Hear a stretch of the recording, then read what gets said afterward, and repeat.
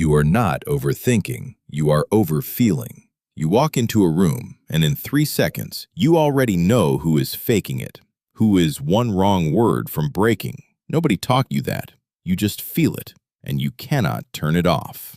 1. Your brain is not wired like everyone else's.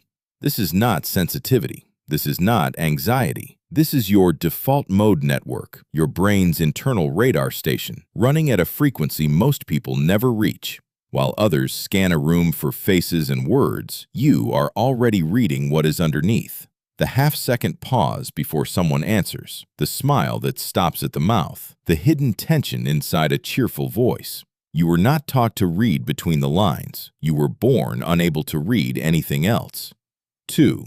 You do not feel your emotions. You absorb everyone else's. Someone near you is upset. They say nothing. Your body already knows. Researchers call this mirror neuron hyperactivation, other people's emotional states registering directly inside your nervous system. You enter a room fine. You leave carrying grief that was never yours. Psychologists call this interoception, your insular cortex reading emotional atmosphere the way others read words, involuntarily, without an off switch. And this is why you are so tired, not because something is wrong with you, because your brain is doing something most people around you cannot even do.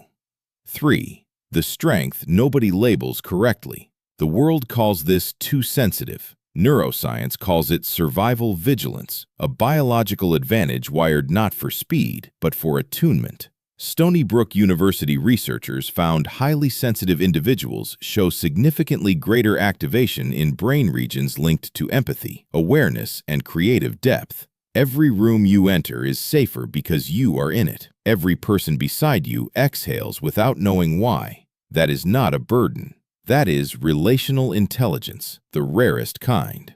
You were never too much. You were always just in the wrong rooms.